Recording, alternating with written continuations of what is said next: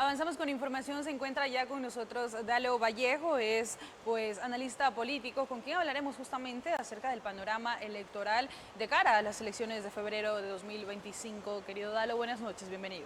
Hola, buenas noches, Kit. Buenas noches a todos los televidentes. Es un gusto y verdaderamente un placer poder compartir con ustedes el día de hoy. Bien, Dalo, a menos de un mes van a ser las elecciones en 2025. ¿Cómo ve usted el panorama electoral? Ya que claramente podemos percibir muy polarizado el tema por un movimiento o por el otro. Entonces, ya haciendo un análisis, usted que es consultor político, ¿cómo ve este panorama? ¿Puede cambiar esta situación una semana, unos días antes apenas de las elecciones? En efecto, Brigitte y amigos, bueno, las elecciones se definen por modelos de continuidad o modelos de cambio. El día de hoy el Ecuador enfrenta o pone en riesgo el país en el cual queremos vivir. Un país que ha sido sometido a varias crisis migratorias, crisis energéticas, crisis económicas, que han marcado un poco la tendencia de lo que se va a elegir el domingo 9 de febrero. Nos encontramos, como bien lo dijiste, con una polarización casi que absoluta entre dos modelos. Un modelo que ya fue probado, un modelo patrocinado por gobiernos que tuvieron más de 10 años, que si bien es cierto, han sido bastante cuestionados, pero también existía obra pública, habían recursos palpables para la ciudadanía y por eso su continuidad. Ante otro modelo improvisado, el modelo de los ministros Mi Primera Chamba, el modelo de un ministerio que en menos de un año tuvo 4 ministros, un modelo de gobierno que sumó al Ecuador en una de las mayores crisis, una crisis sin precedente inclusive a nivel mundial, a someternos a más de 14 horas sin luz. Sin duda alguna, la polaridad de estas dos tendencias va a hacer que matemáticamente sea virtualmente imposible una victoria en una primera vuelta para cualquiera de las dos tendencias que están liderando las preferencias electorales, porque tenemos dos organizaciones políticas que captan cerca del 40% de la votación al día de hoy con números indecisos, y tenemos a cerca de 14 candidatos que ni sumados llegan al 10%. Sí se pueden dar escenarios bastante sorpresivos. Hablando de presidenciables. Correcto. Hablando de presidenciales, se pueden dar escenarios sorpresivos como el que tuvimos en la última elección, en la cual nadie apostaba por el presidente actual. Fue un presidente que se logró posesionar, que se mostró demasiado sobrio, exponiendo los problemas del país y dándoles soluciones en su momento muy coherentes, pero que al momento de la práctica pues no se han cumplido. Bien, ¿cree que el debate presidencial que se dará este domingo justamente concretará algo en los indecisos? Elementalmente considero que sí. Mucha gente va a esperar el tema del debate para poder definir su preferencia electoral. Ahora, si podemos analizar cómo están ubicados los bloques del debate, podemos notar claramente que hay un bloque netamente de candidatos de la derecha y otro bloque netamente de candidatos de la izquierda. Se dice que fue producto de un sorteo, pero a veces hay cosas que son demasiado evidentes que generan muchas dudas. También tenemos los secretos de pasillos de Carondelet, los cuales se dice que el presidente no va a asistir al debate. Esto sería bastante gravísimo, porque estaría contraveniendo al Código de la Democracia. Ajá, ¿Sí? Y ¿Pero qué sanción podría haber, Dalo? Esto se constituiría como una falta electoral grave que conllevaría a una multa económica y a la pérdida de derechos políticos de quienes incurran en ella. ¿Inmediatamente o a pesar de ser posicionado como presidente? Digamos que gane. Una vez que se haya sustanciado el procedimiento, habiéndose cumplido el debido proceso, pues se llevaría a esta sanción en el caso de contar con autoridades sin compromisos de gobiernos. Pero lamentablemente estamos ante un Estado totalitario que tiene prácticamente o que está usurpando varios poderes del Estado y que le da cierta confianza para poder hacer cosas inclusive inconstitucionales ante el silencio de la mayoría de los ecuatorianos.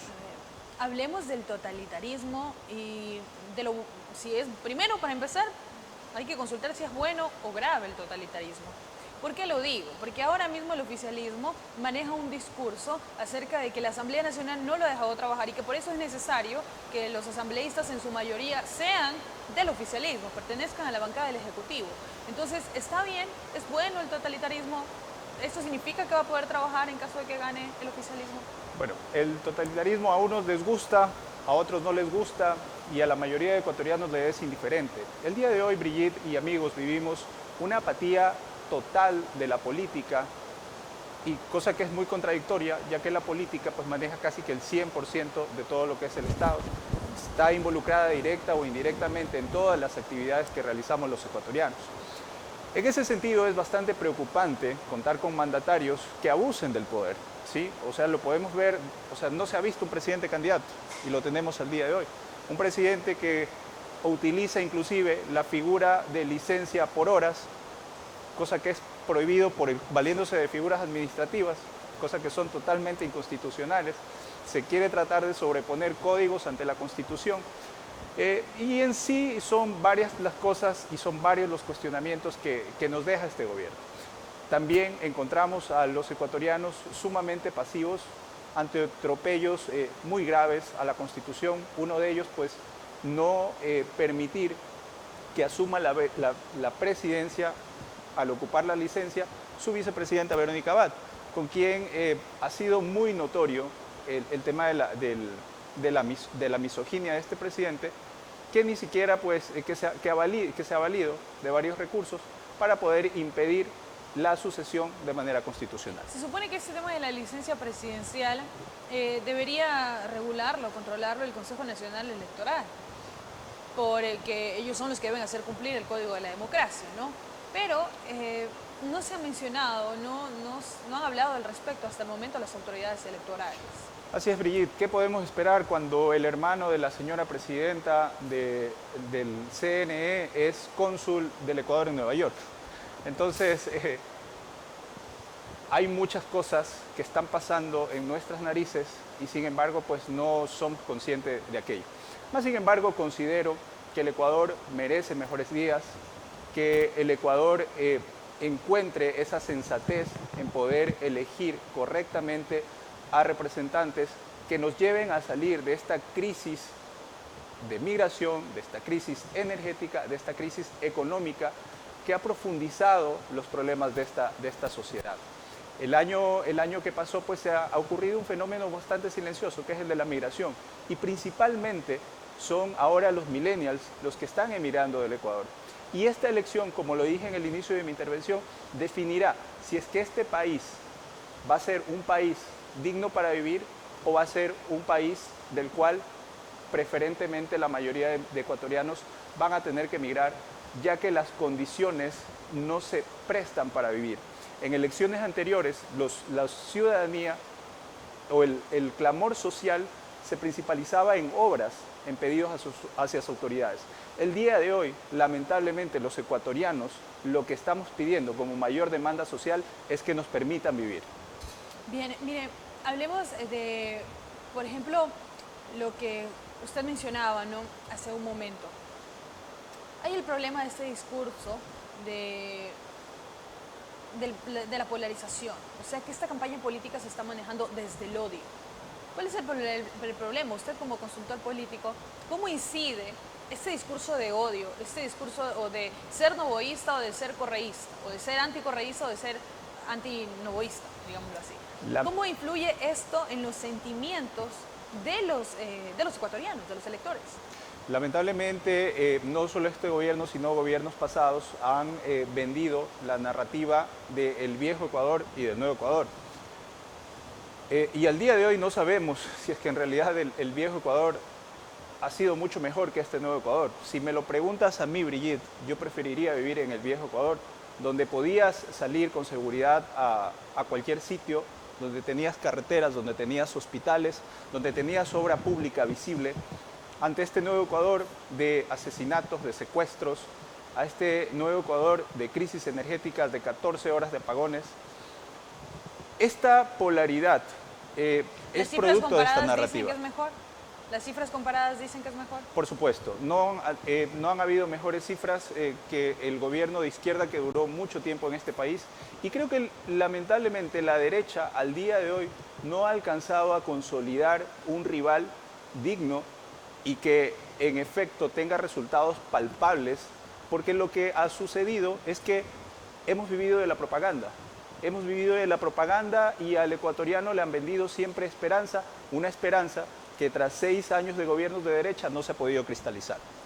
Para ir finalizando ya, Dalo, un reconocido periodista dijo que en este año, ganando Noboa, que fue en realidad en elecciones atípicas, nadie esperaba que gane Noboa y luego el debate presidencial pues fue muy significativo para que en efecto los ecuatorianos confíen en él como su presidente.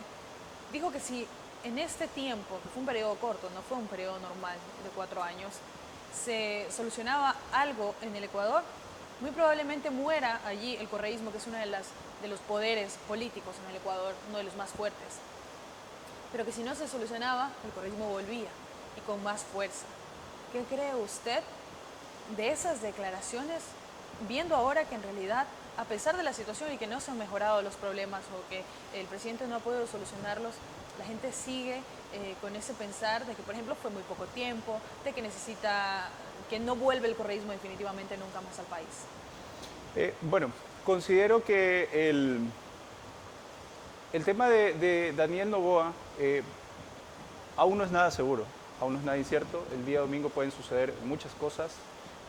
Como lo dije también, el día de hoy existen los correístas, los anticorreístas y a los que yo llamo los desesperanzados, que son la mayoría inclusive al día de hoy, que no creen en la política, que tienen una apatía total de la política. Que les da igual. Que les da igual. Si analizamos los problemas que ha asumido el Ecuador, no han sido solucionados por este gobierno.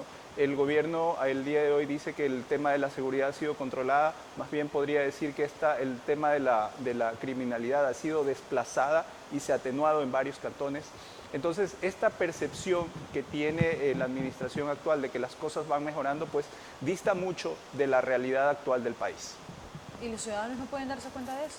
El ciudadano se da cuenta, Brigitte, pero como lo mencioné, manejan el mismo discurso del gobierno. Lamentablemente no nos interesa la política. Y ese es un problema gravísimo para toda la ciudadanía, ya que la política maneja toda la vida del Estado. Es lo importante. Los ciudadanos dicen, yo lo he escuchado, he tenido que escuchar decir a muchos ecuatorianos, santodomingueños, yo no vivo de ellos, a mí no me dan de comer. Pero en realidad es un problema. Por ejemplo, ahora en la situación en la que está el país, ¿cómo nos ve el exterior? Exacto. Hay dos frases que son muy graves, por decirlo de alguna manera. El gane quien gane, yo igual tengo que trabajar, o él ya tiene dinero, él no va a ir a robar. O sea, son frases que se asientan en la cultura popular y que la gente las termina haciendo una realidad. Confío en que se puedan tomar las mejores decisiones. El día de hoy tenemos un movimiento, como ya lo dije, que ha funcionado en base a la improvisación, ante otro movimiento con un modelo económico ya probado por todos los ecuatorianos, que ha dado resultados, gústele a quien le guste. Si analizamos números, los números no mienten, las estadísticas indican que los mayores indicadores, valga la redundancia, del país, se realizaron en la década de la Revolución Ciudadana. Como consultor político y analista político y en temas electorales, ¿cree usted que le juega a favor a la Revolución Ciudadana el mantener el mismo discurso durante tanto tiempo? En parte no. Hablo del mismo discurso de ya lo hicimos, sabemos cómo hacerlo. Exactamente, Brigitte. Si analizamos a la Luisa González de la campaña anterior, una Luisa confrontadora, una Luisa que trataba de evocar en la memoria obras que para la juventud, que fue muy determinante en su tiempo, nunca las vieron hacer, a una Luisa al día de hoy que es bastante sobria, que no pelea con nadie, una candidata bastante firme y segura en su discurso, pues sí ha habido una transformación en esa candidata que fue inicialmente hace un año atrás, pues, y a la Luisa González del día de hoy, más cercana, que conecta mucho más con la gente, más clara en sus expresiones y con el respaldo de un proyecto político que ya fue probado y que dio buenos resultados para nuestro país. Y sobre todo dejando de vivir del pasado. porque es el discurso que ha mantenido la Revolución Ciudadana, porque en efecto, no solo le dicen los números, o sea, los números internacionales dijeron que esa fue una buena época, ¿no? Y le llaman la buena década del Ecuador. En efecto, pero el vivir del pasado, como usted bien lo menciona, no sirve, por ejemplo, para los jóvenes que fueron a la final, quienes llevaron al poder al presidente Noboa. Así es, como lo mencionabas, pues en la elección anterior era lo hicimos, lo volveremos a hacer. El día de hoy, el discurso que está acuñando pues la organización política es el poder en la gente. Entonces se busca darle una frescura a esta revolución ciudadana y también se puede vislumbrar ciertas alianzas, cosa que es bastante sorpresivo. Ya vimos a una Luisa González mencionando que Jan Topic podría ser su ministro de Seguridad. Se han visto también acercamientos con Leonidas Issa, es decir, en una segunda vuelta. Que nunca se hubiera imaginado, ¿no? Que el correísmo esté del lado de Leonidas Issa, por ejemplo, o de personajes como Jan Topic, que participó por el Partido Social Cristiano. Incluso en la Asamblea vimos también como que acuerdos entre el Partido Social Cristiano y el correísmo. Entonces, en un escenario de una segunda vuelta, pues es muy probable que se logre cristalizar esta coalición de varias organizaciones políticas representativas de centro-izquierda ante un oficialismo que ha tenido enfrentamientos casi que con todas las organizaciones políticas y que virtualmente lo único que le quedaría sería el aparataje estatal.